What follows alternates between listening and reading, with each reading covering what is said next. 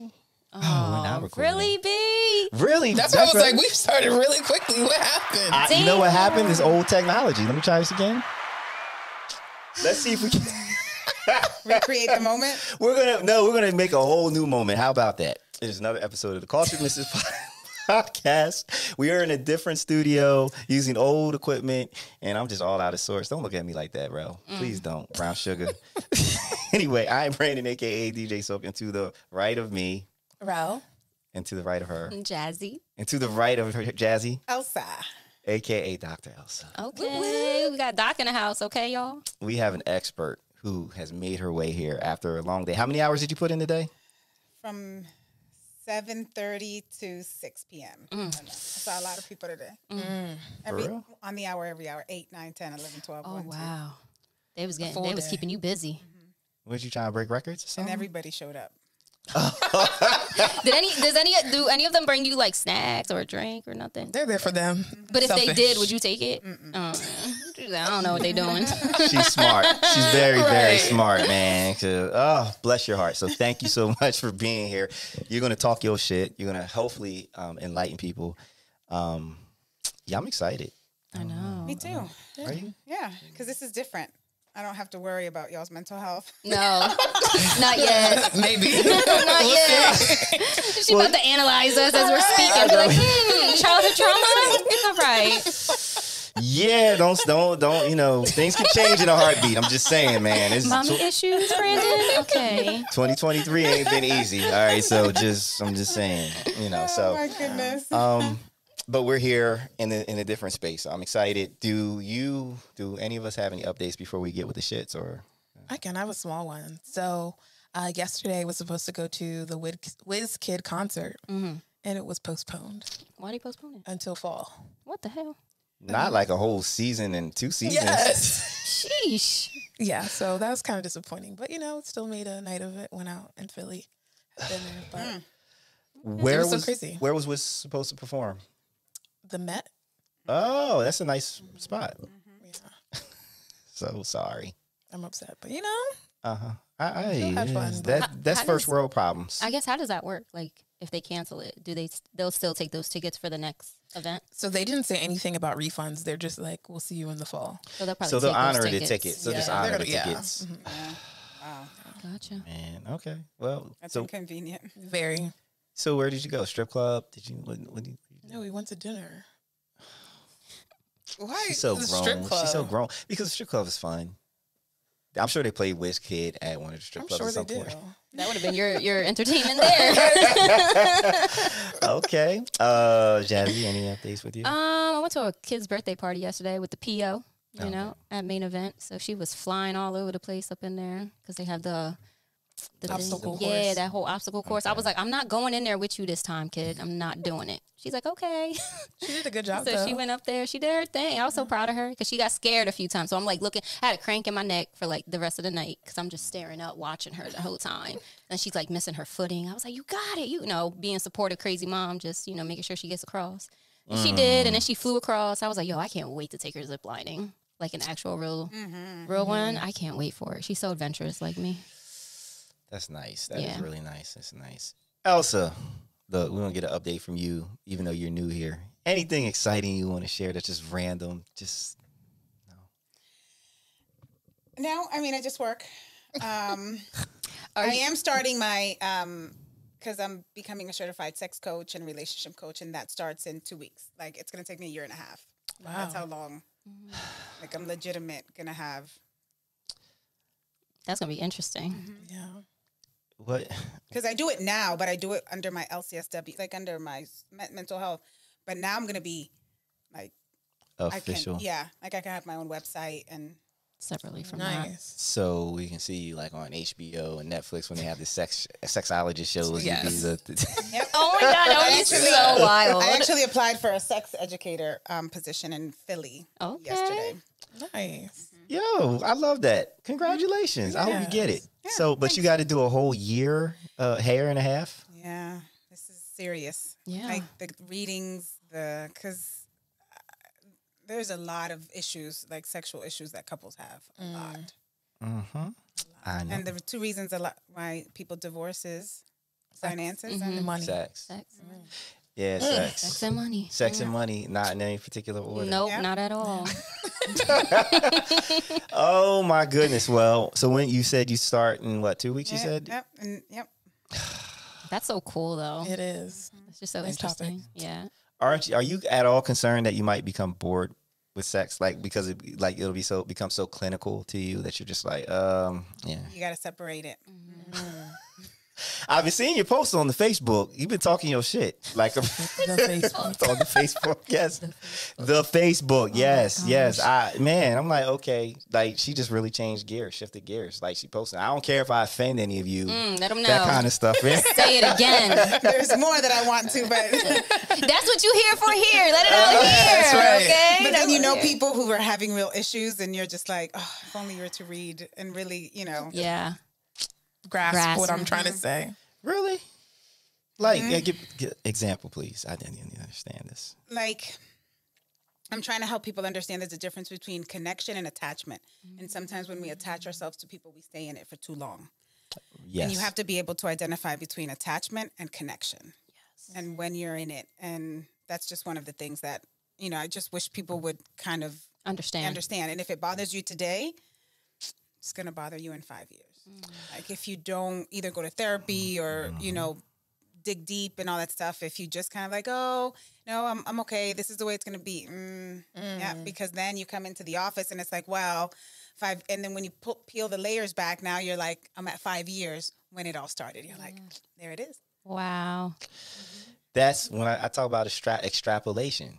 Like people, when I talk about people, though, it'll be something minor. Like they're like, oh, it's not a big deal. I mean, I'm not bothered by that. Like, but after 5 years, that little thing is now a huge thing. And now you're just really pissed off about it. That's how I feel like in relationships. I always tell myself, like if something's bothering me for like the day, I have to talk about it within 48 hours because then I can get it off and say what I need to say. But if it's still bothering me after that, then it's something that's deeper. But then the first 24, if it's still bothering me, speak up. But if it don't bother me because I'm just upset for the moment, then it's no big deal. Yeah. Yep. But yeah, see, I just pulled up her Facebook, right? Some of these things that she said like 2 days ago. I'm coming for the men on this one. Oh. Yeah. As a pleasure and sex coach, there is so much power in our kitty cat. I'm telling you, once you get it revved up, it's not easy to tame it, but many men don't take the time to warm up that cookie. So you have never seen the power in our cooch. That's true. That is so true. That is so true. Like we have the ability to be multi-orgasmic when you guys are not. Right. You don't have biologically, you don't even have that ability. Now, so But there's you people keep- talking about the multiple, like if you do the tantric, you have people talk about men having multiple, but the actual ejaculation, yes, it's just one, but the actual orgasm. So it's ejaculation and there's orgasm, right? Yep. So, And then you have to know tantric, right? Because if you have a partner, she or he may not know how to take you there. But if you took the time, I always tell my couples, we go to workshops for our profession. We go to CEUs, depending on your profession, nurses, social workers, we always have to do CEUs. We're always trying to improve. We go to financial workshops to improve our finances. We go to all these things on how to manage our money.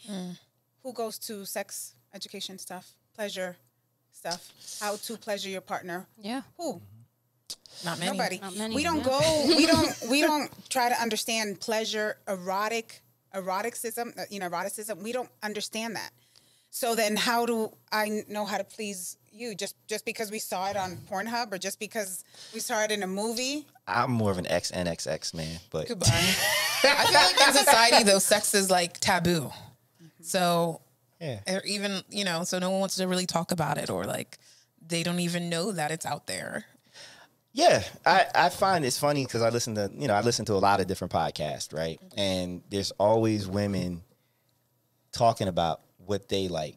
So one person will be like, oh, I like it when I'm fingered. But the other one will be like, no, girl, I don't like being fingered. One girl likes, to be eaten out and to be very aggressive. And the other was like, no, I like kitty cat licks and things like that. So there's a lot of variations, but we're just now beginning to talk about these things openly in a way that's not taboo or embarrassing. But a lot of people, to your point, it's not even the sex workshops. They're not even listening. They're not even paying attention. So, I mean, we definitely have a long way to go. Mm-hmm. But now we have another coach in the midst. Yes. She's about to get paid to get to talk about that. Sliding in them DMs. For instance, have you ever done pleasure mapping?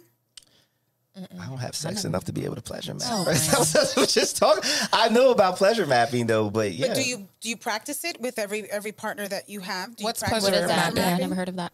Oh. So pleasure mapping is like really, you know how you would just have a map to get from here to Philly to the concert, and you have a map on how to get there, and then sometimes you go the best way to get to your route. Mm-hmm. Now we're going to do a pleasure map in terms of, so I would observe him, masturbating himself, or him, looking at his favorite, porn video and all that stuff. And then kind of like noticing what turns him on, what doesn't. So I take the time to study him so that when I go in, I'm going by, I'll learn the pressure that he uses on his penis. Like what the amount of pressure, and is he like doing more on the shaft? Is he more on the tip? What does he do? How does he please himself so that then when I go in, you can please him. I can please him. So it's just that thing. You need a pleasure map, and we're all very different. Like you said, like certain people have more sensitivity in their nipples, some people don't. And so it just like, okay, so you know what I mean? So everyone is individuals. So just because I had an experience with the previous partner, I can't come with what I did there to you, because to you, you're going to be like, right, get another pleasure map. Like, oh my goodness. Everybody got mad. Yeah, what a horrible experience I just had because I didn't take the time. And that's the thing. Take the time to know your partner sexually, just like you would get to know them individually, financially, intellectually. We're also very sexual beings, like that is a need. Our love and sex is definitely like it's definitely a need. Mm-hmm. So we don't do that. We don't take our time. We just, go for it. It's just about the nut. And it's not about the nut. It really isn't. It's not about the nut. It's about the journey. There you go. I agree. The journey to the nut. That's what it reminds me of, it reminds me of when you're watching one of those movies and it has the guy always trying to grab the nut. You mean... You know what I'm talking about? Yes, before it goes to the actual movie. It's one of those... It's a kid's movie, but what's the movie with? It's the Antarctica. No, yeah, I know. It's the snow little movie, like squirrel looking thing. Yes, and he's every movie he's trying to get this nut acorn. But nut is more fun. Okay, he's trying to get to it, and every time he's about to get to it, it goes away. Yeah, just like when men are tell them you right there, and then you fucking move. Why you move? Because we catch a cramp. You know what? Stretch. We catch a cramp. You being like your neck be crooked like this, and he's like, "Hurry up, bitch! If you gonna come, then please come." So, I mean, you just it's give and take. I think it really comes down to communication, and people just don't communicate. And so pleasure mapping is the technical term for it, but really it is you just ask questions, and then if someone asks you the question, will you please give them the fucking answer? Don't act like they're supposed to just know and figure it out on their own. We know, Brandon. You're getting triggered over here from the car. You're getting triggered. No, I mean, yeah, but it does come down because I have been in situations where I'm like, do you like that? Is it good? Yeah. Like, don't say nothing. It's like, do you like it? No, I don't hit on, but okay, this for the podcast for Dramatic. You saw the look, right? You saw the look on the face. No one is hurt during these encounters. We do not condone violence. Right. Unless you ask for it. Well, you go. Right. I like BDSM, so. I did not know that. Mm-hmm. Oh, man, we're going to talk about a lot of shit. Yeah. The other thing that she posted, and so for the ladies, it says, it's Friday, and ladies, I'm coming for y'all. She's so aggressive with her shit, though. Right? I love I'm coming for you. Yeah. Right? Yes. Make it clear, direct. We need to do better, ladies. I know groceries are hella high, but you know what's free? The D in protein. Block me if you must. And then she has a thing. There's a meme that says, "Little Miss will gag on you every chance she gets." There you go. Yeah. I've noticed how a lot of the women that I counsel that come to me with marriage counseling, they just... I don't know. They're not free. Like, I'm like, sometimes you have to be his whore. Like, you really, really, really do. Like, be his slut in the bedroom. And it's funny because on my IG I posted be be a gentleman in the Public, street, but public. a master in the bedroom. But that's the same thing for the women. And I know there's songs about it and stuff like that. But we forget. I don't know what it is, you know, and I know kids and all that stuff, but we just cannot. If we can make time for a girls' night, if we can make time for, then we can make time to please our partner. It's a necessity. I agree. Well, you know, it's like Sopranos. Did you ever watch Sopranos? That's old. Right? So remember Tony Soprano treated all his mistresses as whores, but when his wife tried to do the whore things, he was like, you can't suck my dick. You kiss my kids with your little lips. Like that mentality, you know, like, so keep in mind, we think about how our country started after it was stolen. Who started the country? Fucking Pilgrims and the Puritans. And our society has been stamped, imprinted with their stuck in them, that ideology where they're stuck in them. They you know, they're no nudity, no sex. Like sex is related to love, which is related to procreation. It's not for pleasure. So we still have people have been raised that way. So they're afraid to express themselves or just be a whore. Be a whore. Like, I don't want a good girl. I want a whore. Good girl, you can't have fun with a good girl. You can't have fun with a whore. Shit. Yeah, you know how many men you can't have fun with a whore. So I give my couples a test, which is a BDSM test, and I tell them, if you don't know yourself sexually, then how can I introduce myself to you sexually? So I need to know: am I a sub? Am I a dom? Do I like, you know, slave stuff? Do I like the daddy and little girl stuff? Do I like role playing? Do I like, you know, because there's extreme, right? Yes. I mean, BDSM, there's extreme. So on the whole gamut, and I have them take it, and it shows you your like top 20 and in terms of importance. And then I say, okay, now that you know, now you take this and now you discover and you uncover and you rediscover one another with this information, because it's empowering. And you should see the amount of people. Like, I have this one couple who haven't had sex in over a year, and all of a sudden they had sex, and I was like, look at that. And it's because she wanted a little bit more domination. And I was like, go ahead, do it. Take the reins. You can be dominant. And he allowed her to. Yeah. And then he just did it. And I was like, there it is. You're not inhibited. No, you can't be inhibited in the bedroom. You're not supposed to be. You're not supposed to be, but a lot of people are. And so it's just empowering them to do that. And they were just so excited. That's amazing. Look at you saving marriages, saving lives, saving marriages. That's cool. That's what we need. Like these, and we need to have more open conversations about it. We need to stop judging people. Don't yuck someone else's yum. Yeah. All of those things. So this is going to be, we've already started the conversation. It's going to be a great conversation. Should we do the opener, the thing that we do, the play stupid games, win stupid prizes? Yeah, I mean, why not? I do everything we always do. I want to do it. There you go. You're so eager. I love it. You're going to be an awesome sex coach. You really, the eagerness. So today's contestant is a 47-year-old Japanese man who decided to climb Mount Fuji in the wintertime. So are we familiar with Mount Fuji? Yes. It's one of the most, brutal mountains in Japan, but in the world. And he decided to do this while on social media. Oh, he live streamed his trek up Mount Fuji. His phone ain't die? With no proper gear. Oh my God. Like, not clothing, no heaters, it's not even open in the wintertime. Like, it's like people don't do it. Go. And he was walking up the trail that you actually descend. Oh, Lord. So there's actually video. I'm going to insert the video of him speaking in Japanese, but it's like he's complaining about how cold it is. He's mad he didn't bring hand warmers. He's got his滑んな。ここ滑るな。危険、ちょっと危険。ちょっと待って、シャドウが30度ぐらいあるけど、ちょっと待って。滑るな。危ないな。ちょっと待って、ここ岩あるでしょ。その岩を伝っていこう。この小さい岩。危ない。そう。なかなか危ない、ここな。滑って下山する。よし。岩を取る。やばい。よし、行こう。斜面になっちゃってるんだ。この道が埋まってね、半分ね。雪で。よし、行こう。行けた。道合ってるのこれ。なんか外埋まってんだけど雪で。よし行こう。ここも危ないね。ちょっとね斜面。あ、滑る。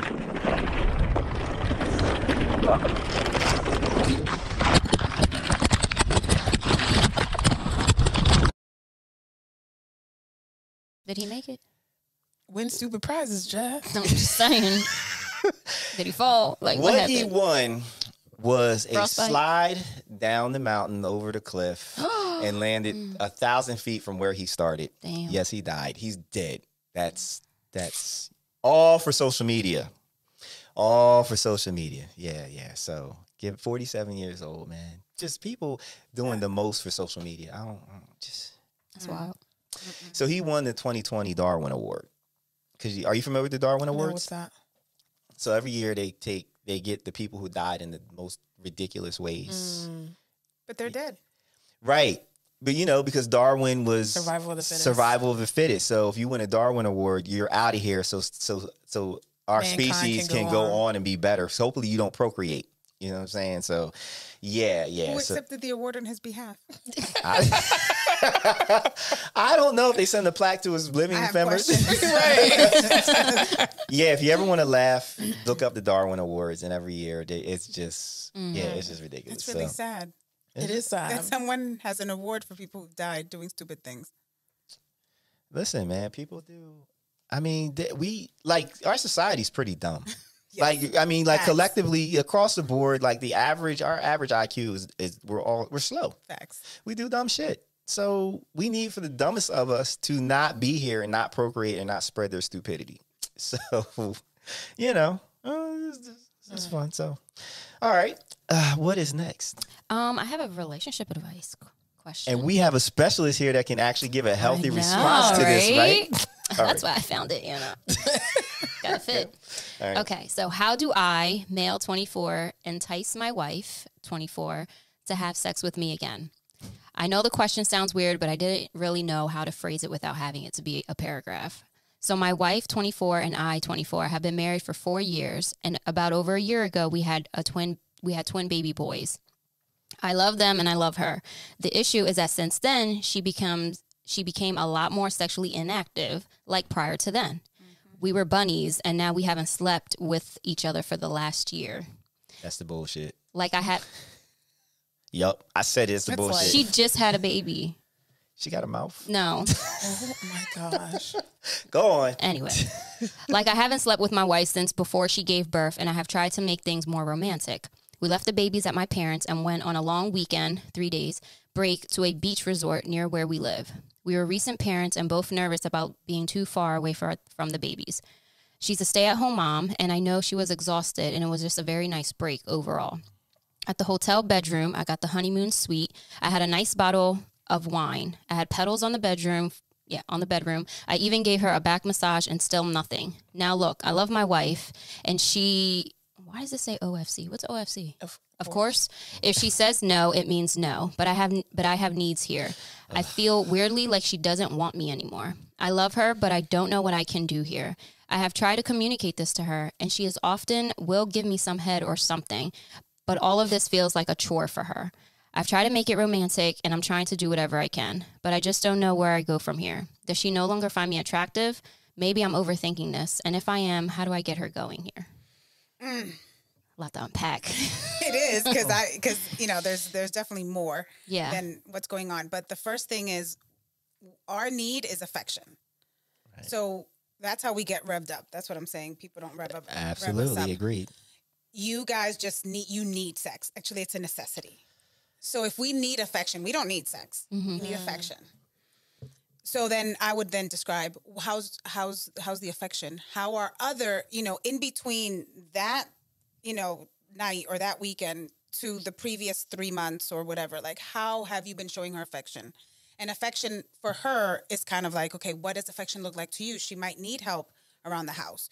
She might need, often a babysitter, just to come in for an hour or two. Hey, let's go to Rita's right now and let's go grab some ice cream, sit down in the car and just talk and stuff like that. So now you build an atmosphere where she's going to want to have sex because we don't do sex on demand. Right. it has to be, you have to have the atmosphere. And the atmosphere for us comes through communication and through affection, because we're much more emotional people than we were physical. Where men don't need that emotional piece. I do. You are probably more emotionally intelligent than, right. but most men Thank you. See? Are not. Right. Leave me alone. Right. No, they're not, but I agreed, yeah. You know what I mean? So then it's kind of like, if you set it up, I always tell people, you know, like I tell my couples, there's one thing, one assignment I give them, they have to do a huddle at least once a week. And I took that from the sports world, because a lot of teams huddle on the sidelines to do like quick little, okay, this is going on, because we need to instill communication. Because when kids are involved, it's all about the kids, and the house, but they don't sit down and talk. Mm-hmm. Then I have them, they have to do a monthly like date night and all that stuff. Like, this is not where we're arguing, like you didn't do the laundry on Monday. No, that's for the huddle. When we go out, it can be anywhere from 30 minutes to a couple hours. And we need to do that often. Now you're kind of giving her and kind of like seasoning what you want to come out of. It's kind of like seasoning a turkey. You're going to season it so that you can then have the turkey that you want. And, you can have jerk, you can have different seasonings, right? And the way the seasoning is the way the meat is going to taste. So if you season her, she's going to give you what you put in, like the return on your investment. So it definitely comes to more than just those like weekends. They often don't give you what you're looking for, because the previous 3 months was a drought. So how do you think she's going to show up for you there, when if she's tired, then that means that you haven't afforded her the opportunity to rest the previous 3 months or the previous month. So how are you going to allow to bring that in so that she can rest, to have the energy to be able, not only the desire, but the energy. So, it goes a little bit more. So it's kind of like, yes, she's attracted to you, but we have to understand where you are in this space too, because with infant twins, it's going to be very different than 6-year-old twins, right? And 16-year-old twins, because my twins are 13. So when they were infants, it's very different with what you have to do.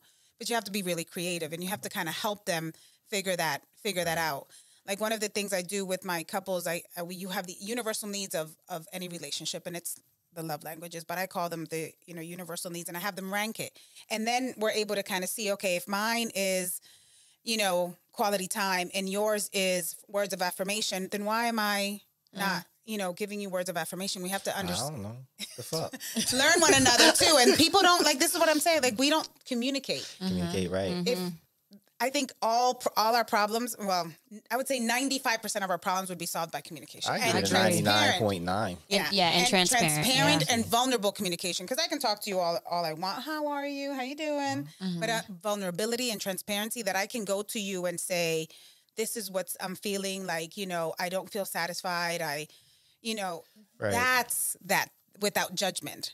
We don't create that space anymore. So if he wrote that but didn't go to her, then there's no vulnerable and transparent communication there at all. Right, because I think he did say he tried to talk to her, but who knows how he tried to talk to her. Yeah, but they're in a brand new chapter in their lives. Yeah. Mm-hmm. They have a baby. They're having children, not just 1, 2. That's a lot. And so she's tired. Like, how tired she is. Like, you took her away and she's sleeping. Mm-hmm. Like, she is exhausted, and that's the first time that she doesn't have to worry about the kids. And now it's like you and her, and now she has to worry about you. Yeah, it's like she doesn't have time for herself, is what it sounds like. She may also just be fucking traumatized. Like, she had 2 humans leave her body from having sex, and she might really just not want to take no chances. You know what I mean? Like, there's that part of it as well. Like, that's a lot. That's a lot. But it's. So I love the communication piece. What I would add to that is being not just, it's not about communication, but also being great communicators in the way of, like, if you speak Spanish and I'm speaking English to you, then you're not going to understand it. And a lot of people will communicate with others in the way that they're comfortable communicating. And not taking into consideration, well, my communication style might not work for you, so let me adjust, to figure it out so that you can get the message, so you can comprehend it. Mm-hmm. So that's really important, because even when we travel to other countries, don't we try to learn their language, or keywords, use Google Translate, or keywords and all that stuff. So if we do that for other, cultural sensitivity, right? Mm-hmm. How do we not become sensitive to your partner in terms of, their communication style? I'm trying to figure that shit out every day. And another thing is, are we vulnerable enough and transparent enough to be able to go to a partner with anything? Because I have husbands coming to me telling me, I'm looking at other women. I don't know. I'm scared. Yeah, I love my wife. I love her. I love her. Like I'm telling you, I love her. I love her. Yeah, you're tempted. I'm tempted. I'm looking and all that stuff. But no, I love her. I'm telling you, I love her. And so then we kind of unpack that. Like, you know, I may drive a Mercedes, but oh my God, I'm looking at the Beamer like, dang, that's nice. Am I going to go ahead and trade this one in for that one? No. You know what I mean? So sometimes we have to be able to come to each other and be like, okay, you know, to be able to kind of work that out. And there's some things, like I told him, there's some things that you can share and there's some things that you can not. But then you have to kind of see, is it something between us or is it just me observing someone that's really beautiful, which is okay. But you're not, if you don't want to touch, now once you touch or once you want to touch, now that you cross over the border. But we can admire any beauty. I mean, I go to Greenville and I look at those houses. I'm like, dang, one day. Right. But, you know, that's it. That's all I do is admire. Yeah. Yeah. I mean, there's a lot. I feel bad for the both of them in that situation. Like he's probably feeling resentment towards those babies. No. He didn't say anything. He would have mentioned, I believe he would have said something about the babies. Hopefully he's smart enough not to say that. But I could imagine if I was in his situation, I would have a little bit of resentment because it's like, yo, before they were here, I enjoyed the way our relationship was. Now they're here. They're getting all of the attention, and I'm not having my needs taken care of. I mean, you can't really, Well, and it sucks that it happens a lot, but you can't really expect for your life to be completely the same when you have it's not kids. about expecting the life to be the same, but if he's in a position where he's writing to the internet to get advice, then there's some strong feelings there. And no matter how wrong he might be in his approach and trying to get what he wants, I can only imagine that he would be frustrated and have a little bit of resentment because these two things. I mean, kids mess up marriages and relationships all the time. No, they really do because that usually it's the mom who's 1,000% into the kids, and then the husband feels neglected and he doesn't know how to fit in or to make it work, and she doesn't know how to divide her attention just enough to keep it going, and then things fall apart. It happens all the time. So, but I think we're at fault with that a little bit. I'm going to fault the woman here. Because, and I see this a lot, like I just had a session recently and it was like, oh, you know, he's 2. Oh, I want to afford him all the opportunities. And I'm like, uh-oh. I was like, he's 2. Like, he'll get there. He'll be fine. You know what I mean? Like, but, you know, if he wants to give him peanut butter and jelly sandwiches for 3 days in a row, let him. Yeah. Because he's helping you. He's going to grow up to be fine. But he's a picky, he will be fine. I'm telling you, he will be fine. But oftentimes we want to overly mother, all these different parenting books and this and helicopter mom and soft parenting. You're just like, listen, it will be okay. They will have all the opportunity. They're going to grow up to be amazing human beings. You know, you guys aren't crazy. It's going to be fine. Let him be. Let him, like she was like, I can't even take a shower because he has to be washed. And I was like, he doesn't train you. You train him to be able to sit down and play with the game. No, don't allow a 2-year-old to manage what you do and all that stuff. So now the husband can't go to the gym because you need to take it. No, I was like, that's wrong. Because now you have your life centered around that little human being and that he's centered around y'all. And it's kind of like sitting with her and she's like, no, you're right. I was like, so now how are you going to adjust? Because you can put him in a playpen. You can put him in his crib. You can put him in one of those little walkers where they walk all around. Like, no, he needs to learn. And we do that a lot. I don't know what it is. I don't know if it's that mama bear or that instinct. You get that mama guilt. Like, I'm not there or I missed out or, you know. And then when they're 13, like mine, they don't even remember when I left them alone, you know, in the crib crying. Like, do you... And are they paying me any mind? No. They're not going to remember. A lot of people, I think, and, you know, it's like women that I dated who had kids. And it was annoying at times because they were so protective and they were so... Like they had all their expectations, like they stopped living for them and now they're living for their kids. And it's like there's no division between them as a human being mom. Mom is their only identity. That is it. And it's like, all right, I can't come over and spend the night because you sleep with your child in the bed every night, which is not healthy. Nope. And now you're like you're horny. You want some. But Junior's in the bed, and you don't have the heart to put him. You can't even put him in his room because you know what's going to happen. You put him in the bedroom, they're going to come back and come back. Yeah, so and that's going to be a whole other trauma. They're going to need Elsa to be walking on some shit. So, but that happens a lot with I hit the wrong thing. That happens a lot with moms who are just like you're a little bit too much mom. Will you fucking relax? Well, you got to keep in mind too. Some of those moms don't have help. Well, it's not even about the help. It's but it is, because if they don't have the help, how are they supposed to be anything else but a mom? I mean, I get the help piece, but I'm just saying, like, you have a bedroom for your child. Right. I mean, I get that part, but I'm saying overall, like, that's why, like, when women are dating, single moms are dating, they're dating, and then they introduce this person to the kid soon because they don't have anyone else to interject and to help them, like, hey, stay with so-and-so so I can go out and try to have a life. Well, that part is I get that. If you like babysitters and all that, I'm just talking about, like, okay, we can't sit down and watch a movie because cartoons are always on. Or there's like no boundary, you're saying? Okay. Yeah. It's like, okay, you need to go to your room and watch TV so that I can have time to myself. Or, exactly. Okay, gotcha. Yeah, exactly. That's important.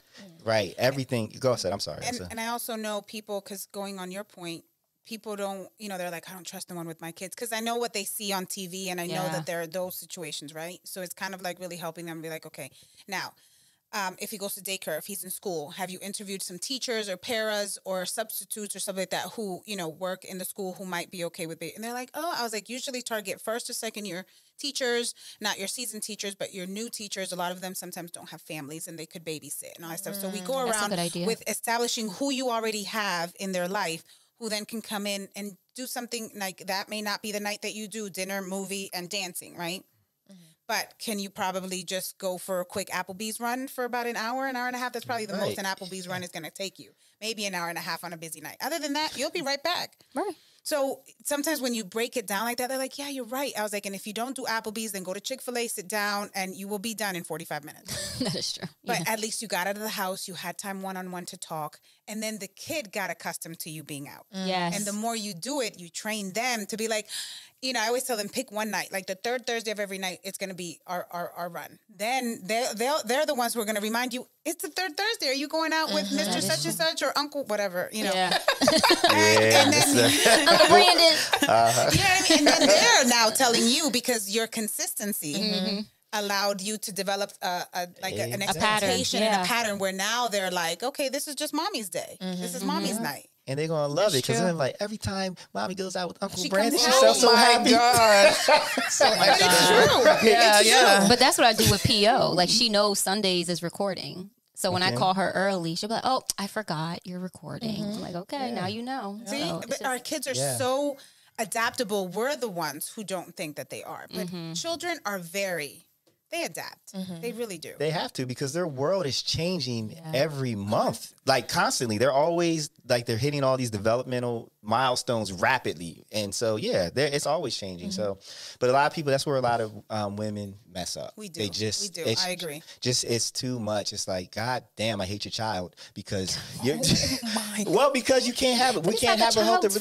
I know, but I know you have to. You see, it's like, damn, man, we can't. Like, is this how it's always going to be? Yeah. Because as to Doc's point, when they're like 12, 13 and they start smelling their ass, they're like, they won't have no parts of you. Now you have no life because you sacrificed you've distanced yourself from your friends. You haven't built any relationships, and now you mad. And that, and then you end up living for your kid. Like, your kid is your life, but your kid leaves. Then where's your life? Right. Yeah, then you become depressed. Yeah, or you don't have your own. Yeah, you don't have your own life, and then it just gets to a point where it's like, it's just a kid, because you don't now. How dare I make time for a man? Because then that mindset kicks in too, and it's a lot. It's a lot for them, and I feel bad. And your kids are fucked up because they think you live for them, and then they don't know how to have healthy friendships and relationships because they're not seeing anything. Oh my goodness, triples down. It's a cycle. Woo. That's why we got all these fucking asshole kids running around now. You're right. It's true. And another point with what you said, sometimes I have to work with women to let them allow the dads to parent the kids. And I always tell them, like, they need that toughness. They need that. Let him do it. Oh, let him fuck it up. Let him be rough and let him be like stern.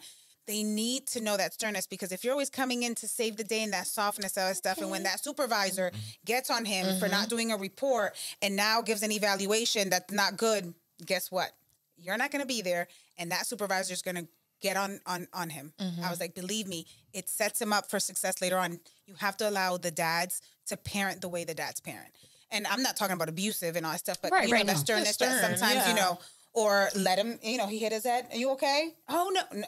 Yeah. Right, yeah. Don't baby. I know people who just, anytime the kid fall, oh my God, they're like, yo, chill out. They're fine. My favorite thing is when a kid busts their ass, a little one, and you don't react, and they looking around to see if they should cry or not. Yes. They're like, right. And if you're like, they're like, but if you're just like, all right, get your ass up. They're like, all right, I know I'm bleeding, but it's okay. Man, I be laughing.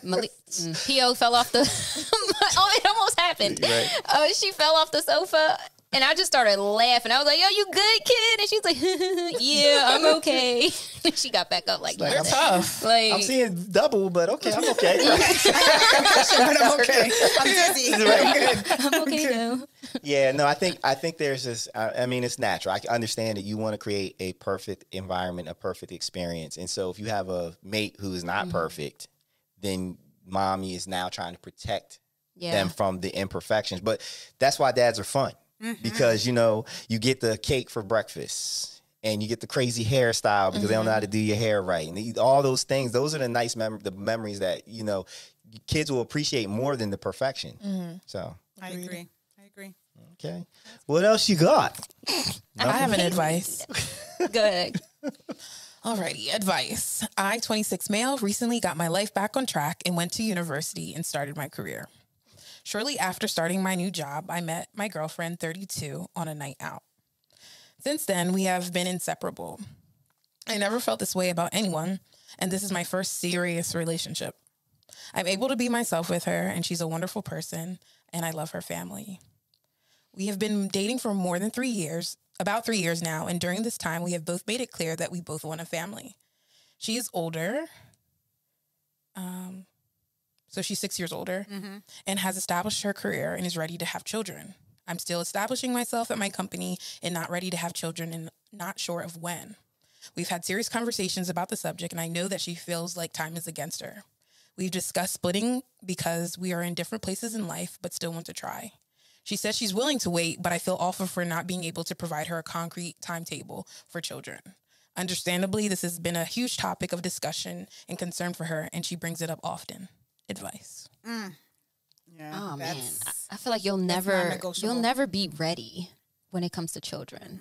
You'll never, like, if you're in a good place, like you have a job, it's consistent income, you're good, you're stable, and you have a kid, that's good. Yeah, there's something else with him. What he has. He's not stable, right? Right. He just started his career. And with men, if their career is not stable, they're they the don't. provider. Yeah. And he's 26. She's 32. So he needs he's young. He needs time. He needs to live his life.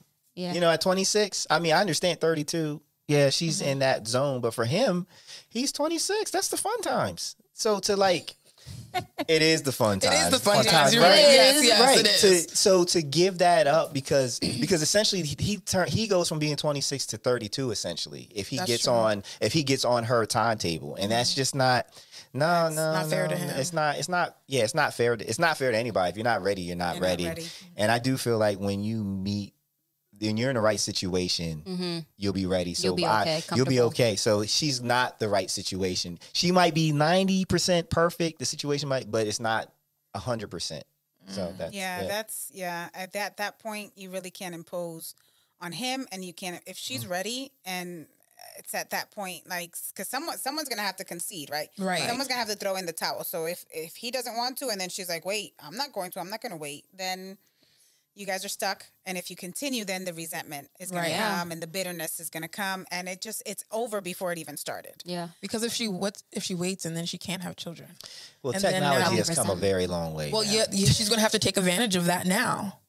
No, not at 32. No? 32, I have she a got friend of mine years. who just had a baby at 48. Well, I'm just saying, like, she's worried about whatever. She is irrationally worried about it, to be honest with you, at 32. Like, if she was 38, 30, if she was in her late 30s, I would be like, all right, I get it, because you're getting, but at 32, you just gotta be more careful when you're pregnant later, like 35 and up. That's when it's like a little harder. Or just want to be more cautious. It's called a geriatric pregnancy. But I mean, honestly, women are having in their late 40s because of diet and technology and whatnot, and just the stigma. You know what I mean? So Yeah. I think she's a little bit too anxious right now. And he's smart. And he's smart. Very smart. He needs to stay. I always say, honor your boundaries. Like, we have to don't change from if this is your thing. If you're like, nope, I need a good. He might be a lawyer or a doctor, and he wants to establish his specialty. Do it, because what's going to happen is then those kids and then that resentment, and you're like, you ruined my career. You ruined my thing. Now I have to work harder and work more. That's a lot. They'll be in divorce court. And he'll be on them papers, extra mad, 27, 28 with child support. So remember, ladies, that's what they talk about it all the time. With men, it's like in relationship with marriage and kids, there's not a lot in it for us. Like, when you think about, like, if things go wrong, the financial implications and the stress and there's not a lot. This not like, oh man, shit's okay. Like, we're out of the house. We got the child support. If we get married, we have alimony. We have all these things to deal with, and it's hard. Go ahead, say it. She's about to tee off on me. But that's why marriage is an important decision. You just don't marry anyone. Agreed. Or you shouldn't just marry anyone. Agreed. I just don't think you should marry people. That's all. Well, yeah, that's your problem. That's Brandon. Yes. Okay. I'm just saying, there's a lot of people out there that agree because they've been through the ringer, men and women. That's not, you know who you marry, though. Right. Yeah, that's true. The woman or man is walking around with the biggest red flag ever, and you still go through with it. Then that's your fault. I always say, do premarital. Like, if you and I start dating, like, we need to go into therapy. Like, as soon as we're like, you know what, let's start, like, going out, like, committed, not just dating, getting to know each other. I'm talking about, we decided to go out. We should go into therapy. That's not premarital. That's premarital. Because now we got to figure out, you need to figure out my upbringing, my triggers, my trauma, and all that stuff. And in therapy, you might kind of say, you shared too much stuff. I really can't do with someone who, da-da-da-da. And now... Wow. You have to. I agree. I mean, I agree. Like, I pay attention to a lot. So, which is why I'm still single, because I do pay attention to a lot of different things. So I agree with the therapy thing, but I also feel as though, like, it's always great until it's not. And you can have all the therapy and you can link up on so many ways. But if you evolve out of step with one another and you get to the point where you're no longer compatible and then it gets a little ugly, I don't care how great it was in the very beginning. It just gets very ugly for a lot of divorces. But I feel like you can get back on track, like how you're saying with your. Oh yeah, there was something that brought you guys together, and that you just have to get back to that. And it's usually like life, job, work, children that comes in. That comes in the way, and you just have to make time for it. Even if it's 45 minutes to sit at Chick-fil-A, that would give you the space to kind of rekindle what you happy for. No, I agree. Like, there's the relationship life cycle, and I'm so mad at myself because when I was in college and I was wanting to be a communications major in human communications, we had this textbook, and it talked about the life cycle of a relationship, and it operates in 3-month blocks, right? And like, so by month 9 to 12, you're actually getting to know the person. Like, you'll fart in front of them. Like, that, the representative is gone, and now this is the real person you're dealing with, right? But then after that, you kind of move apart. And so successful relationships, I don't care what they are, friendship, romantic, whatever, successful relationships redo this cycle over and over again. It's not a long line that just goes off into infinity or just ends. You're just doing this cycle. So the trick is you got to find people that you care enough about and you're invested enough about to do this cycle over and over and over again. In successful relationships, they just figured out how to do the cycle over and over and over, getting to know one another, being excited with each other, The representative goes away. Now we're separating, blah, blah, blah. But I can't find the fucking chart, Elsa. I've tried to Google the chart because it was, when I was reading, when we were learning about it, it was spot on to how my romantic relationships had been. The seasons. So now that we use the seasons. Is that what it is? Yeah, so now I talk about it in seasons. We dress for the season. And I know because we live here versus, you know, I mean, if I was in Arizona, it would be different. But still, people understand seasons. Right. Temperature, weather, everything changes. Even our environment changes depending on the season. Because if we were to see flowers now, it'd be like, wait, it's not spring yet. Like, why? Or if we would have seen, flowers in January, we would have been like, yo, something's wrong. The world is ending. Yes. Right. I mean, Texas got snow, Cali got snow. It's already effed up. So, but we all have seasons that we go to. I have right. to be able to love you. First, understand what season you're in and communicate. We need to communicate our seasons and be able to adjust to one another's seasons because our seasons are not always going to match. Right, Yeah, right. You know, that would be ideal. But of course not. So it's being able to adjust to our different seasons. And we will continually go through different seasons throughout. And I do believe that people who have been successful have been able to adapt, not take offense. You're in your winter. How can I support you now? Is there anything that I can do? You might need to spend more time with the boys right now because you need to be able to, huddle with your guys and all that stuff. Okay, cool. So let me not take offense because you're going to get support from other people. But you know what? When you're ready, I'm here. However, because you're going to need me for some things. Your boys can't do what I can do. Well, depending upon their, their Goodbye. So I know you're going to come to me for certain things. So right. it's also me being secure and confident in us. Because if I'm not secure and confident, then I'm going to be jealous about the boys. And not being codependent, not being overly codependent, which a lot of people are very codependent. In that cycle, what I learned about, like the most interesting part of the cycle that I was fascinated was, so like in the very beginning and you're getting to know each other, right? And then there is the I becomes we and us, right? Because you're coming together, right? And then get to the point where it's like, all right, we is now I and you. All right, I'm going out. What are you doing tomorrow? Right. Which is dope. But I mean, it is like when you genuinely like somebody and you're connected, then yeah, you can have your moments where your periods of time where I just don't fuck with you like that. But it's okay because we're gonna find each other again, and then we're going to get excited about each other and blah, blah, blah. So, yeah. Like, let me ask you this. It's funny because we're very adaptable. Like, I know, like, depending on the industry that we've all worked in, right? Every industry that we're in or every company that you've worked with, CEOs change, our supervisors have changed, our managers have changed. They've come in and out. And what have we done? Adapt. We've adapted to the new team, to the new manager, to the new CEO, absolutely, to the new president. We continue to adapt all the time, nationally, state-wise, depending on who we vote for. And what do? We adapt. So why is it that we're able to adapt to the company's changes? Policies are always changing, different things. Okay, so now we're doing this. Okay, cool. Now we're doing this. Okay, now it's this reporting strategy. Okay, cool. But then when it comes to us, people fight it. But do you see how, and that's what I tell people, it's a transferable skill. If you can do it at work. You could do it in a relationship. You can do it here. It's just that I may not want to, but you have the ability to adapt to the way you're changing, the way you're adjusting, the way you're growing. And if there's lack of growth, what can we do to help you to grow? Because sometimes I think we evolve more than men. We do evolve more. Yeah. We spend more time in self-help. We do a lot of more self-love stuff. We talk amongst ourselves, and I can say, "Girl, you need to really work on your anger," because I just saw So that's amazing how you pointed out that Jasmine did that. Right? Very well. Done.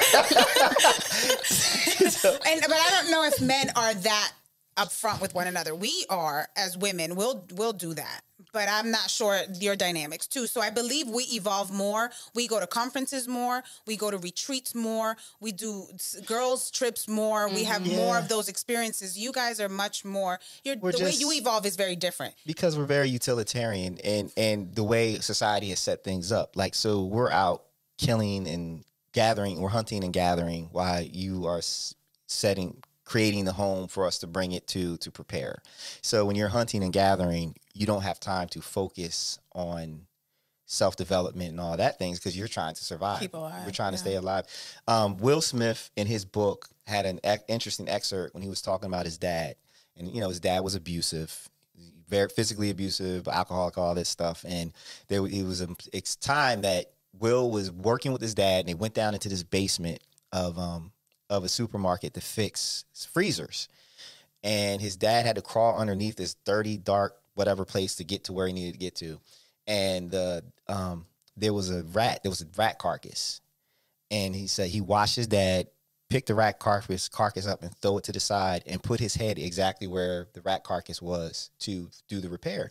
And he said, in that moment, I realized, yeah, he doesn't have time to worry about emotional shit and all these things. Because he's crawling underneath things to earn a living for the family. So that's his way of showing love. Like, he's doing all this hard, dirty, nasty shit. So when I come home with food, put food on the table, and you're talking about I'm not doing enough emotionally or what, not saying that he shouldn't want to, but you can understand why somebody would be like, fuck you.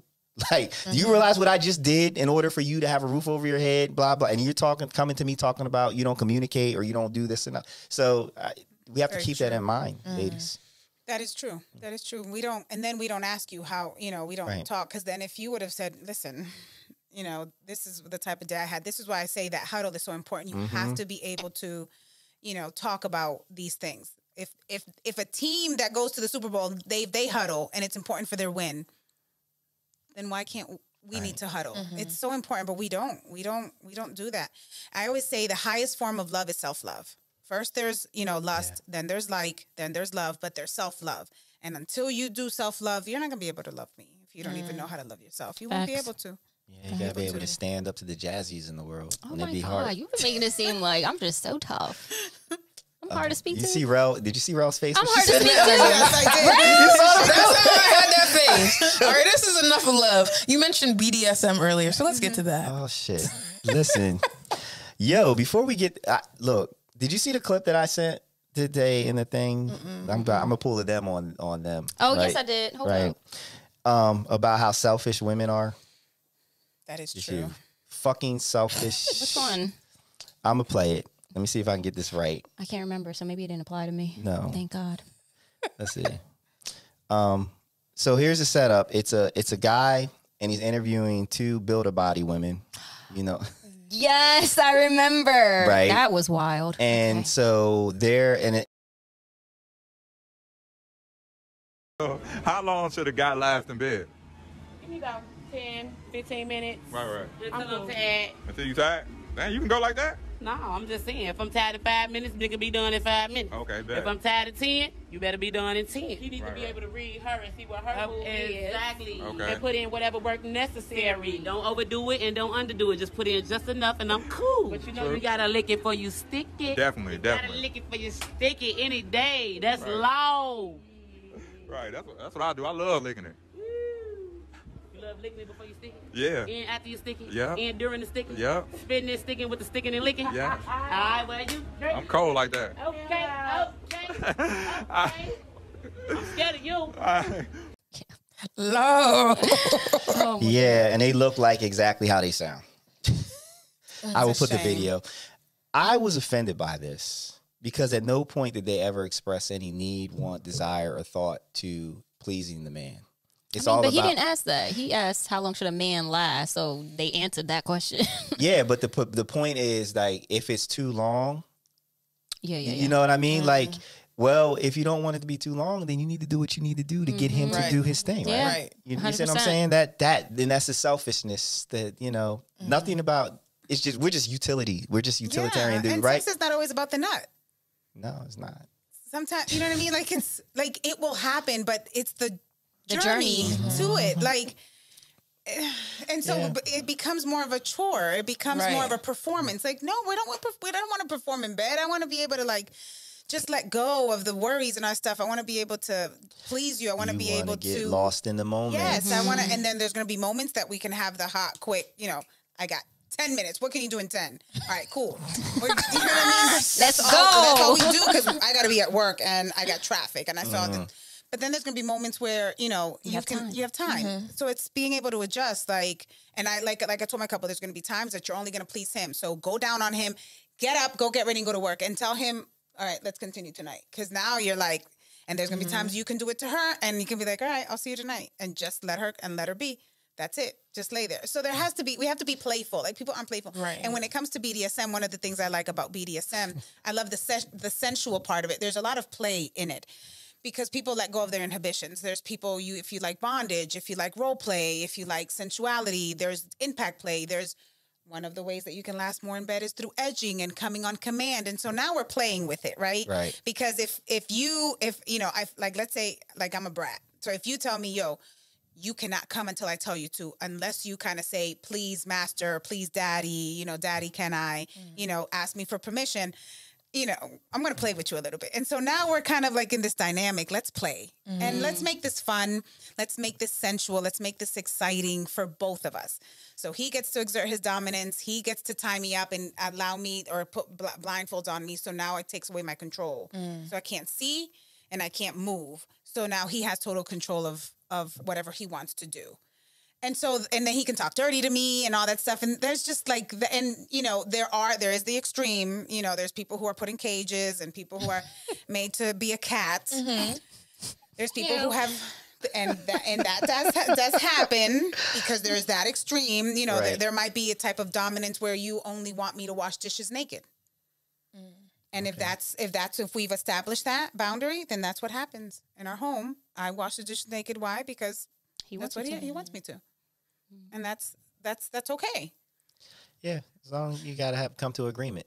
You have to have consent. Yeah, you have to talk and communicate and explore together. Yeah. There's so many like BDSM workshops and things like that. Go and understand what a sensual massage. But instead, IG has all these sensual masseuses now, charging $1,000 when you can do the same massage to me, and I might as well just give you the $1,000 because you can do it for me. But are you? Like, if I'm going to give you, no, I'll pay the mortgage. The mortgage will be paid. Right. No, I think of the challenge for a lot of people is being out of pace. Like, so if you're, let's say Rell is like, all right, she's starting to open up sexually, right? And she gets with somebody who is very conservative. How does she broach that, her needs, without scaring the dude away or being judged? Because, a lot of people, it's the yucking of somebody else's yum, to being like, oh, that's what you, like, you see what I'm saying? I have the conversation in like the first couple of weeks that we're talking. I just wanted to let you know, this is what I'm into. Oh, okay. And all of a sudden now, I don't know anything about that. Well, that's okay. That's okay that you don't know. But if you'd like to, you can come on this journey with me. Sometimes. Why are you laughing? Because I'm just laughing. It's just funny to me to be that early on. I think that would actually, it would terrify me. No, you gotta go. There's certain things that you should say in the beginning. If you're scared of it, you're never going to be able to satisfy me. You gotta go. You gotta go. What's the point of me holding on to you? And if you know that's never going to be down for it. Yeah. It's not a deal breaker. It's just. I do not want to know what your favorite color is, because I don't care. Can you tell what it is, though? Right. What do you do for fun? Please, no. I know, but that's where you are in life. Yes. Your experiences, yes, right? But so speak. Yeah, because you've had your experiences. You've been around the sun a couple of times. So yes, you be to that point. But I'm thinking about all of these people who, like, the people that I have taken to the swingers club for the first time, and they're just. We go? Yes. Okay, they don't. Cool. I've been trying to get them to go. We're supposed to be doing a field trip. I don't want to go by myself. She never wants to go. I'll go if you go. I'm going. Us 3? Okay, cool. Us 4? Okay, cool. The one in Maryland? Yeah. Nah, I want to go to the one in Philly. It's a little Trumpy down in the one in Maryland. Okay. But I mean, we can go to one in Maryland. I mean, they're cool. They want me. I think they're trying to get me to DJ there. So it's yeah. I'm some kind of a big deal. Okay, DJ Sales. Right, but no, but just thinking about how, like, some people, they're like, oh, this is wild. Like, it's cool. Not that they needed to do anything, but just being in the environment, they were comfortable, they were cool, they were good with it. And then other people, they freak the fuck out over like some pretty vanilla shit. So, the challenge is that when you're that forward, like, if I really like you, and this is kind of a continuation from the conversation we had last week about when do you let certain information out? Because if you let certain information out too soon, before the person is ready to hear it or accept it, you can scare them away. Not that they're not capable of handling it. Not that they're capable of, they would never do BDSM. They might be there. They might be a candidate for it, but they just need time to warm up. So if you come out the gate hot, scare them away. On our and then our side was saying, just let us know so we can make the decision of whether or not we want to be there. Like, it's selfish for you to say, oh, let me wait to like drop this on you, rather than just being forthcoming and letting the other person make the decision if that's what they want. So what do you think? What's a good time frame? Like, are you thinking like the 5th date? Are you thinking at the time that you want to like date, or? I think it just it plays off how the vibes go with the conversation. That's what I think. You can't be like, all right, after 5 dates, I'm going to drop the bomb. No, but tell her what the subject was, though. I mean, that's neither here nor there. It was about marriage. I mean, that's not it. Essentially, what happened was Rell was talking to a guy who was in the process of divorce. And he didn't tell her that he was actually married. He just referred to his situation as the relationship he was in. And then when she asked him, have you ever been married? He was like, well, I'm married, blah, blah, blah. I thought I told you. But he added, I thought I told you, which was shady. But my point was, when she asked, he told her, right? And I didn't feel like it was, if he's getting the divorce, if they're separate, if he's actually literally giving the divorce, I didn't think it was a big deal for him to have to divulge that information. Like, what is he really hiding at the end of the day? That's his past. And what does that impact on their future? But if we had talked, time to heal. I always say, after you divorce, you need time to heal, because you're going to bring baggage and move it in here. And that's unfair. People, I know, I see it a lot. And that's why second divorce is higher. Third divorce is higher, even than first, right? Yeah. Because we don't take time to unpack, let go, leave it, you know what I mean? Purge and all that stuff, because if not, I'm going to move all my boxes into our space. And so when you do something that my ex-wife did, you are going to trigger me if I don't identify those triggers, because my ex-wife did that, and man, that drove me crazy. Right. And I see it a lot. And so you got to take some time. So I really kind of tell people, you got to be really careful when people do that merge. You can't merge, because this is relationships. I've done that. There was a woman that I was really, really interested in, really, really attracted to, and she was fresh off a divorce, and like I backed off just because she fresh off a divorce, and I knew what was up. So, but my original point was his marital status wasn't as big of a deal as they were making it out to be. Like, because he wasn't dishonest per se. He just withheld the information. He withheld the information, but when asked about it, he was, oh yeah, I was married. I thought I told you. I thought I told you was the bullshit part. That was the bullshit part, but he was still honest. It's not like he lied. Yeah, actually I am married. I think marriage is such a huge thing. And just the way it went is like, if you want me to be open, you're asking me all of these questions. We're trying to get to know each other.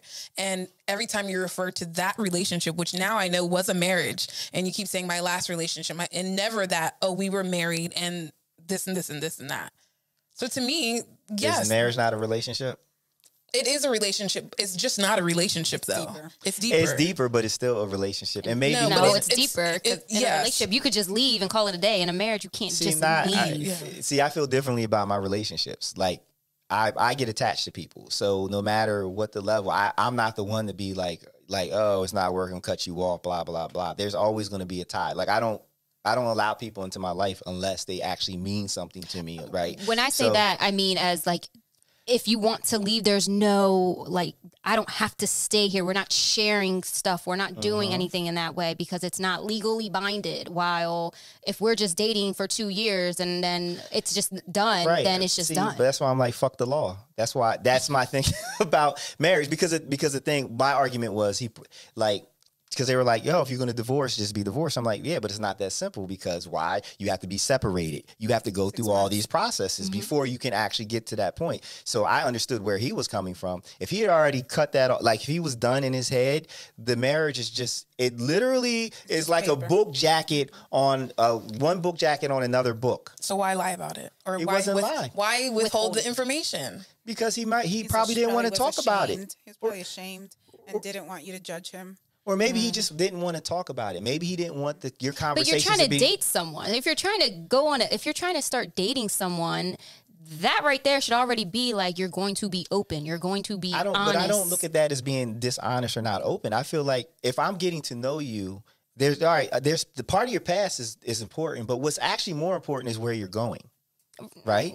And so talking about, I think both. But I'm more worried about where you're going, not where you've been. But she got to understand all of that in the past. But it's in the past. No, but that will bring, then they got to go to therapy because the shit from the past is coming up from his previous marriage. They don't have kids. They don't have anything tied together. He doesn't have to look back. So once the divorce is done and everything has been separated, there is no, I got to get the kids on the weekend. Men have a better cutoff game than we do. Yeah. So they're just so much better at it. We have that emotional connection, which is very hard. So he might have wanted her to get to know him and not him as ex-husband, but him as, who Joe he was, who he was. So that then once he gave that information up, then she can be like, wow, but you're such a nice guy. We communicate so well. We have such a great connection. What happened is more on the sidelines, but I'm focusing on who you are because I dig you, and maybe that's what he wanted to get to, and keep that on the peripheral because yes, it is on the peripheral. Like I can see that, and that was it. But he didn't want you to make it his focal. And as women, we unfortunately have that. That's a gender flaw. Not a flaw. It's just the way it's the yin to our yang, to our yang. So it's just. It gets so heavy when you bring up the N word with people, and it's unfortunate. Now they didn't work out for other reasons, but But it's still. I still think that a lot of times we do spend a little bit too much energy on people's past. Like the clip from Lip Service where the dude was talking about bodies. Like he wasn't going to date a woman who had a lot of bodies. Yeah, that was so stupid. Oh, I've seen those. Yeah. So are those one of those videos that make you cringe? Or what's a video that you see and you're like, oh, shut the fuck up. I can't say their names. There's a lot of them. No, you don't got to say their names, but what's the scenario that you see? It's the modern woman.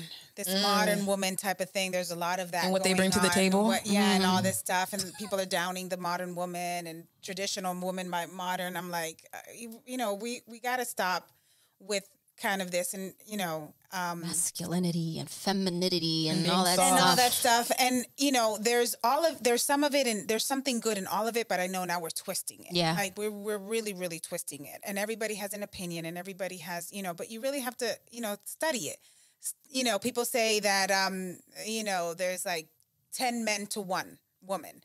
If you look at the census of, the United States Census, and then you look at the world census, there's not that much gap, actually, when you look at the census. Yes. Now, if you're going to look at Delaware census, compared to Atlanta census, compared to New York census, okay, we can't generalize. So all these people who are saying all these things, men have an advantage, women...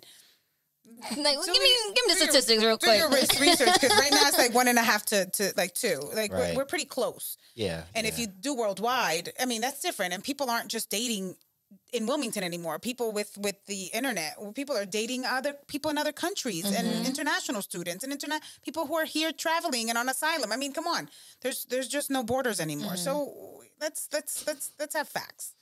So I get upset with all that stuff, and I don't, I can't. I really can't. That's one of the reasons why I'm getting certified, because I'm like, sometimes I look and I'm like, are you certified? Like, do you have a degree in this? Like, do you study? Do you, right. No. You're not going to go to a lawyer without a law degree. So don't go to a relationship person without them having some type of understanding or education too. Because experience is one thing, but you also have to know your stuff. You should have, you got to study. Agreed. What videos piss you off, Jazz? What have you seen? Those piss me off. What else is there? I think it's mostly those types of videos. I haven't seen too much of anything that's been too crazy. Yeah, the body count. You can't judge people on body count. Oh, I do, and I judge them in a good way. Because the more experience you have, the better you're going to be at what you do. The more body you have, the more experience you'll be. Well, I mean, if you've ever had sex with someone who's inexperienced, it's like, God damn, it's like I'm coaching. It's practice. I want to be in the game. I want the championship game. I don't want to practice. The Super Bowl. Right. I want the Super Bowl. You want Little League. Yeah. So, but the thing about, so the more exposure you have, right, the more you had the opportunity to learn yourself, what you want, what you don't want, what your yucks, your yums, all of those things. So, and then you're settled. You're more than likely settled because you've had these experiences, and it's like, you know what? I am actually ready to chill. I don't need to run the streets like that. And you're a good person. Boom. I don't want to be with somebody who's inexperienced and we have 5-10 years in, and then all of a sudden you having your midlife crisis and you're thinking about all the bodies you didn't have and you want to go out and get it. So yeah, you have bodies. I just don't. We just don't. I don't need to know the numbers. Just. You just want to know she's been around. Yeah, that's like Tupac. Been around. Yeah, it shouldn't be a topic of conversation, numbers, because what does it matter? It doesn't matter. It doesn't matter. Oh, it's after not the character. It's the character, the person. Like, Actually, after I got 22, 23, like I think as a teenager, bodies like it kind of matter. Yeah, I think so because you're young. I mean, you're starting your sexual thing, right? But after a certain age, it's like, goddamn, like if you've been living. Oh, so you're I saying know. When we were teenagers, that's when bodies matter to us. Yes, yeah. But, sorry, but I mean, but once you get to once I got to a certain point of experiences and stuff, we're at a certain age. We're adults, and I'm not married. And if you've never been married or whatever, you've been out here in these streets. So let's just agree that we've both been out in the streets, and here we are. Here we are, right? And even if you have been around, that doesn't mean that you know and that it was good. Yeah. I'm trying to make those people feel better, Elsa. Okay. I'm trying to make them feel better about No, their that's bodies. But you're true. right. Yes. I know. Yeah, because there's a lot of people who really don't know themselves sexually, or they don't explore, or they don't, there's I talk to people who still have never used a toy in there, and you're like, okay, it's 2023, like they're like commercials on it, like, but okay, You need to have in your office a cabinet. Like when you go to the dentist's office, you get your toothbrush and your floss and a little toy. So you have the roses. I like that. Right, you just feel like, For my couples. yeah. Open it up. Like, open this and pick something out of It's like that. a treasure chest. Yeah. There you go. Yeah, and you just 15% markup on your thing, so they're paying for it plus then something. Get yourself a like rose that. for you, a male rose for you.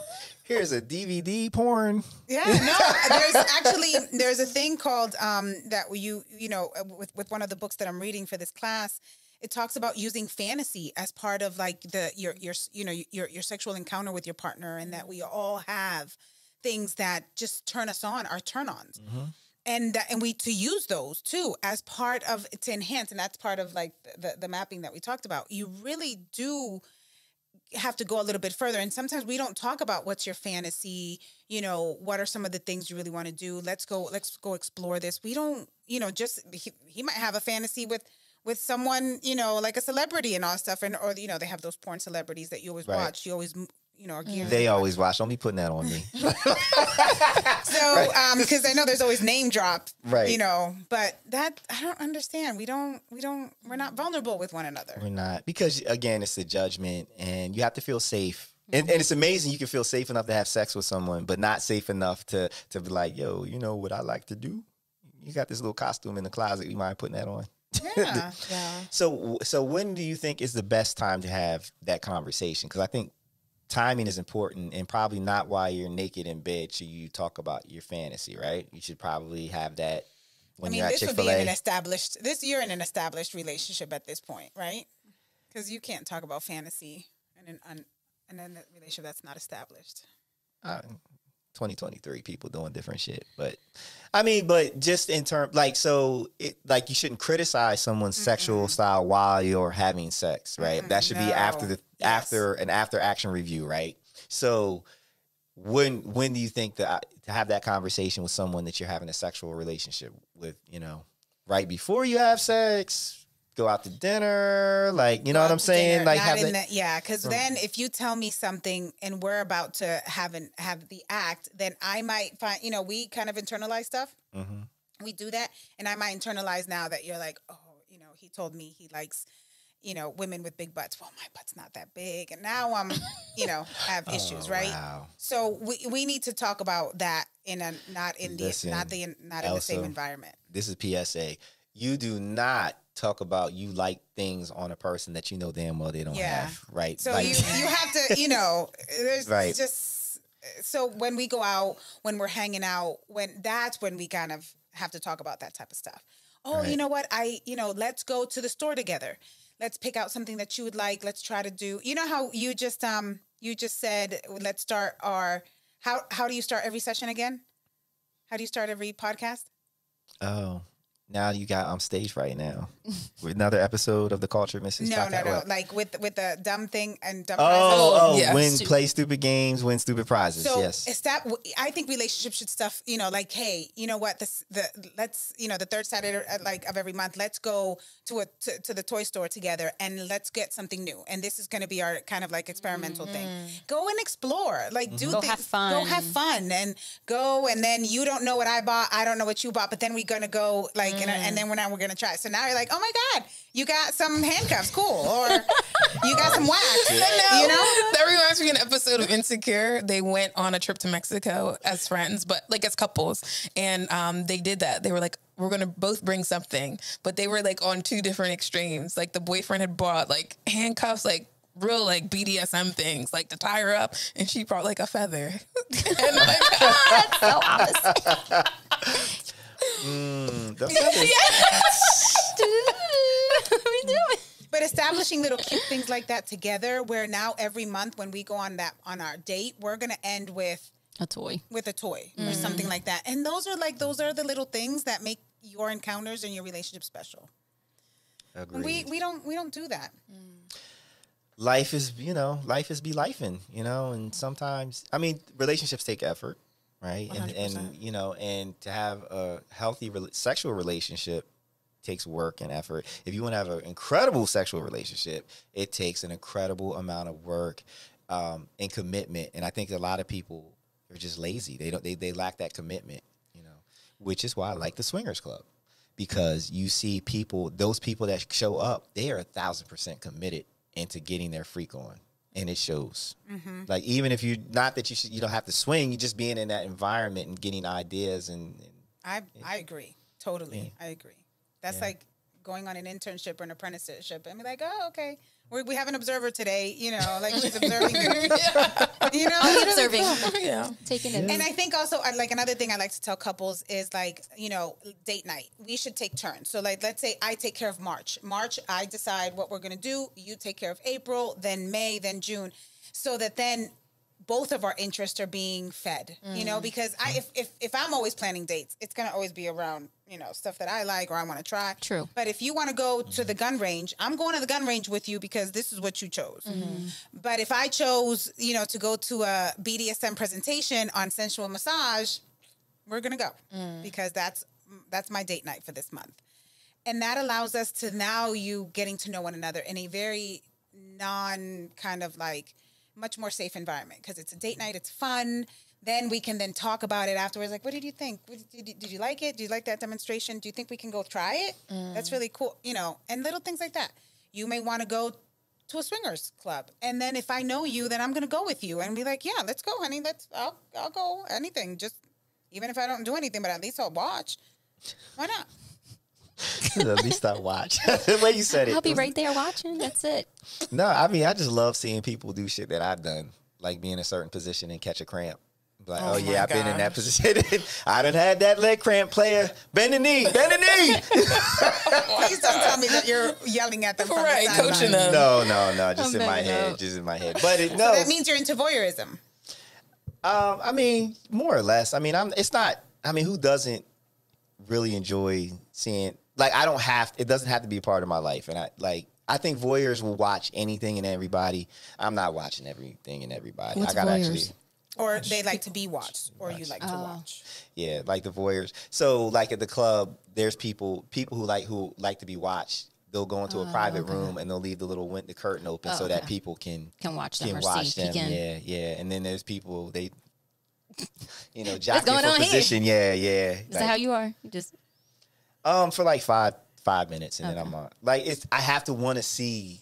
Like, I don't need to see any and every sex act. It's like if I see an attractive couple, and I'm like, oh yeah, I want to see what that's all about. And I catch my view and then keep it moving. So yeah, I just like absorbing the energy of the club because you can feel it. There's people just, my impact. I've always wanted to go, so now I know who we're gonna go on a trip. Yeah, that's what in Rell. How many times? Are we going to dress up? Is there like a theme? Because sometimes they have theme night. They have themes all the time. Yeah, all the time. So because the one in Maryland I wanted to go was titties and tacos. I'm done. I wanted to go to that one. I love her.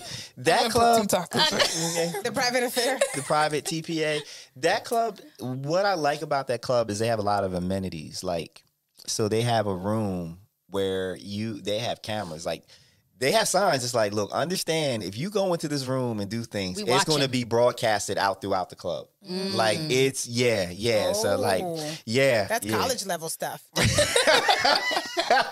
Why college level? I'm going to wear my mask. I'm done. No, I mean, they have pool tables and they have, like, they put a lot of thought into that club. So it's just the fucking location, man. What's wrong with the location? It's in Maryland, man. Yeah, but what part? Is it in a bad area? It's the part where you see a lot of Trump 2024 flags every other yard. That Did you see a lot? But did you see diverse in there or not really? No, and the other issue that I have with that club is they have mocha night. Oh yeah, you did mention something like that. I didn't know that. Yeah, I don't like that, and I don't like BBC, Big Black Cock. Oh, Like, I don't like the fetishization of ethnicity. Yeah, right. yeah, You can like what you want, but when you use that as your marketing and you like basically break people down, boil them down to that, I don't like that at all. yeah, Like, that makes sense. just want my big cock and a big black cock. What the fuck, man? But it is a nice club, and then they have a pool. So in the summertime they have, like, Skinny dipping? you can Is that where you went last time? Yeah, I went. It was weird. Why was it weird? Because when I walked in, like, everybody stopped. Like, it was like the record skipped. That's because were you the only person of color in there? No, you know what? There was another couple. There was a couple of people there, but there was another couple that I saw had signed up to go, right? And they were, and the woman was attractive. I'm like, oh, okay. And she was like on the little profile on Swinger Lifestyle. They were, they open to single men. So I'm like, all right, I'm gonna go check this out. Motherfuckers would not look my way. Would not acknowledge me. Would not. It was like, you're not here. You're not here. Yeah, it was really kind of crazy. Sucks. Yeah, I think she was just into white guys, even though she was married to a black guy. I don't know, but Could have been her fantasy, her fetish. yeah, I don't know, but the pool is Dirty? it's just it's A pool. it's a pool. It is Like- a pool that you would find in someone's backyard. Oh, okay, so nothing extravagant. Nothing, yeah. Yeah, it had a pool liner instead of Like concrete. yeah. I only went the one time. But they did have banging barbecue. That was part of your thing. They had burgers and all that shit. It was a good time. It was a good time. And then after a while, people started having sex and on the thing. I was like, okay, wow, all right, it's great, lovely. All right, well, we'll have to do the one in Philly. PGC, or there's a black-owned one now too. Nice. Yeah, I'm a little nervous about that one. Kind of aggressive with their marketing. It's like, we got a glory hole tonight. I'm like, oh, goddamn. No, they have one night where it's like, you have, like, one of the Fridays you have to take off your clothes when you go in the club. Like, they'll give you a towel. You can wear a towel, but you have to take off your clothes and put your clothes in a bag. Like, they are making sure that shit goes down. So that's a little bit aggressive. Yeah, no, that's too much. Yeah. Because that's not safe for the vanilla people. They're like, fuck you, vanilla people. Like, so you wear your towel. I don't know how big the towels are, and it might be little hand towels. Like, here you go. You can't cover Cover nothing. cover This one. side of my body, and that's it. I gotta pick a genitalia to cover. Which is gonna be? Yeah, no. Yeah. You got to make it safe for people. Right. You gotta give them time to warm up. So, so your practice right now. You do counsel people for the sexual stuff, but you're gonna get super certified. So, and then we're gonna see you on like Real Sex 2.0, helping people out. Is that what's gonna happen? I would love that. So I would love to do a podcast, about like sex and relationship stuff for Latinos. So I really want to do that. Like I would love to do it like in Spanish and English and stuff like that, because in our community, It's very talk down. about You don't talk about stuff like that. and it's important because now we have the kids that are growing up now, the younger, the third, fourth, and fifth generation, which are now Very open to it. very open, and the parents. So it really is important to kind of have that. They can have that space. That's good. Agreed. Agreed. What about the Trinidadians? Wait, no, you're Jamaican. I'm sorry. I apologize. I'm tired. Wait, Jamaicans have the resort. Like, what are you talking about? Hedonism. Yeah, I know. They're fine. Look, No, it's the same thing. Oh, really? It's Caribbean, same background. Oh, same, yeah, that is true. That Catholicism, boy. Yeah. Keeping people like locked the fuck up. But like, I do want to go to that resort. Hedonism. I've never been. Why do you want to go to hedonism, Elsa?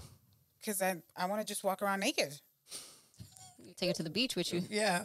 Give someone to go to the beach now. There you go. Well, you go to the, don't act like you don't go to the beach. Or you're not do go going to the anymore. beach. So we go to the clothing optional beach. Yeah. The beach. We call it the Well, beach. where is one here? Jersey. I heard of that one. The water's too cold. I'm not getting in no water. She picky like me. I ain't going in that damn water. I'll walk around or whatever, but there's no beaches north of South Carolina. I'm sorry. There's no beaches. Gunnison Beach is a nice beach. All the beaches are down south. Because I Girl, want will you tell- Bathwater Beach. I want Jamaica Beach. I want to walk in and be like, Nice and warm. Yes. I get that, but, you know, hour and a half drive. 3-hour flight. Flight. I get it. I get it. Day trip. Got to do at least 2-3 days. I get you know, so you know it's there. It's a nice beach. I've never been, so I'd love to go. Yeah, we you know we're supposed to be having. Did you do the flag yet? You know she ain't do you the said flag. you're giving me 3 months to do it. Oh my gosh, that's I'll do another it on year. 1/3. So 1/3. So the plan is that we're at least once a month we're going to do a Cultured Misfits podcast beach day because we know people that want to go, they're curious, they're interested, but they just need somebody to go with. Right, to help them feel safe. As people of color, we do things in community. Yeah. So that's what we're going to, you know, she's making a flag. And so we'll, have caravan. Well, not really I ain't waiting up for Gonna people. go on a bus trip? No, just be like, look, Saturday the 18th, we're going to be there from 1 to 6, look for the flag and enjoy it. So, because it is a very nice experience and everybody's fucking happy except for Jazz. Jazz is still traumatized. She might actually need your services because she really was. She was traumatized. She was traumatized at the beach. Not everybody's good looking like, It's Idris just Alba or something. Like, they don't I'm look. just, I was like, okay. This stay is on some my sure phone. nice sand. They're I'm gonna stick to my phone. they're It's just not for ordinary me. people. Everybody is there. Yeah, and that's the beautiful thing. That's what And I think love. that's what I like about it too. It's not like all models there. Like it's like real bodies that are there. Yeah, if you were a model, you would stand out actually, because it was some sights, man. It's some. I'm like, how dare you walk around, strutting around here looking like. But I loved it too. But it's still like I can't just like the dude with the extra lump on his thing. Yeah, you see the diversity of the human anatomy and all the ways that it could be different from others. And and they're just walking around. Hey, how you doing? Just friendly, offering you water, weed, talking to you. Just it's nice. It's just, and the water's not that cold. It's beach water. It's cold. It's not that cold in the summertime. It's not cold. Maybe in August. Yeah, late August. Man, we swam and it felt good and it was just wonderful. So.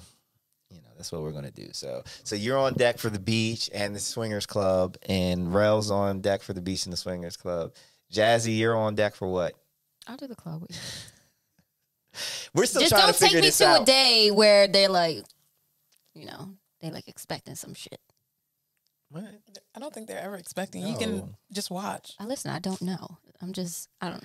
See, that's a myth we have to dispel because people think like you go into the swingers club and next thing you know you're strapped up naked somewhere. like, oh my god, what am I gonna do? They're huge in consent. Yeah. Yeah, you have to.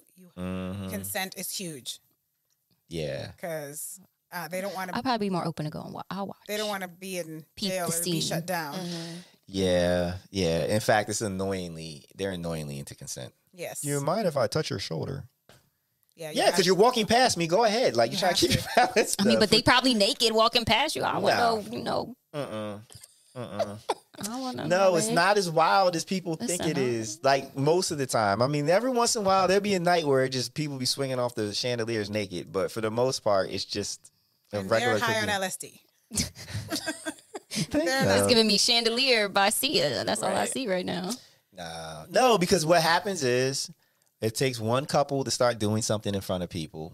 And then people are like, hold my effect. beer. Yeah. I'm joining that. All right. Right. And so if you get the right collection of people by the end of the night, See, this is the thing with me that I know I'm very picky. So if I'm going to go there and do something, I want someone that I normally wouldn't be able to pull up on the street. So I don't want no dad bod or no one like, I'm going to want like the Malik Yobas that I was like, yes, You, let's go. because I know I can't find you or get access to you. You're going to be disappointed at the swingers club. So, and so the same thing you did, right? You went because she was attractive. Well, when I'm looking at people, like, right? like viewing people, yeah. So that's another thing. It's like, I'm like, yeah, no, Well, sorry, I'm not but- interested. but- Thanks. But sometimes what happens is you just be like, fuck it. Nope. Like, Nope. I'm just, No, that's the difference between men and women. Yup. Oh, no. I've seen some women take one for the team there. They're just like, you know well, what, none of us man? are taking anything for the team. Here. I definitely didn't expect for you to take anything from anyone. Neither are they. They're not taking nothing for the team. No, he has to come. On point. All right, well, we'll see. That'll be a whole nother episode of that That'll be experience. interesting. Yeah. I know. That would be really interesting because that's the only thing that I'm not that much fun. Things change when you're in that environment. Trust me, trust and believe. Things change because We'll the law see. of averages kicks in. You understand the law of averages applies, right? So if you go into a room with the 10 most beautiful people in the world, 2 of those people are going to be the most attractive. 2 of them are going to be the ugliest, and then 6 are going to be average looking. Because you're looking at them, you get used to it. You put 10 of the ugliest people in the room. After a while, 2 of them are going to become the most attractive. 2 are going to be the ugliest, and 6 are going to be mediocre. So when you're in a place for a few hours, and if everybody's hideous, after a while, your eyes are going to start picking out who isn't as hideous as the rest of them. true. And then before you know it, you're like, you know what? But then if we That droopy eye ain't so bad. If we're vain, they're still all gonna make it. You're all jacked up. 'Cause I can do better on Tinder. Them That's filters, funny. man, them filters. All right, I think it's time we can close it out. So, right, cool. Jazzy, you want to close it out? Sure. All right. Make sure you guys follow us on all of our social media platforms. We're on Twitter. We're on, what else? TikTok, Facebook, Instagram. You can follow us at the Cultured Misfits Podcast, and you can follow me at justslim.j. Rell, where can they find you? Don't forget to like, comment, and subscribe on our YouTube channel, and you can find me at Rell Traveling. Would you like for them to find you, Doc, or no? Yeah. Okay, and how would they find you? So on IG, Elsa Jalissa 723. That's quite a handle. All It'll right. be in the show notes. All right. Yeah. The show notes. Okay. And where can they find you? At DJ Silk. It's so easy. Just like me, I'm easy, right? Mm-hmm. All Very. right. Now I Stop have to it. change my name. No, You don't. No. think What you would you should. change it to? Well, once you get certified, you're going to have to put sex therapist up in there. Mm-hmm. I'm gonna Sexpert. I gotta have my own. I want my own logo. Yes. Like I want legit. Like I want to be That's going to legitimate. be awesome. Okay. I like that. Yeah, don't say it on the pocket because you'll say it and then somebody, before you get it, somebody will grab the screen name. So yeah, if you want to change it, you should change it. Or just create another account. Yeah. You should create another account. Business You account. should- a business account, Yeah. and then do that. So then that way you can separate things out. Yeah. Yeah. Anyway, guys, thank you so much for joining us. Doc, thank you. Thank you for coming. yes. Yeah, we'll have to have you back. And now we got things that we have to do, experience, and So you can then talk next about time it. maybe I can bring a tutorial and I can do some fire play with you. Oh. And I can spank and I can use a flogger. I need the fire Oh, play. wait a second. The Wait a fire play? second. That's what I want to see. Yes, I do want to see that.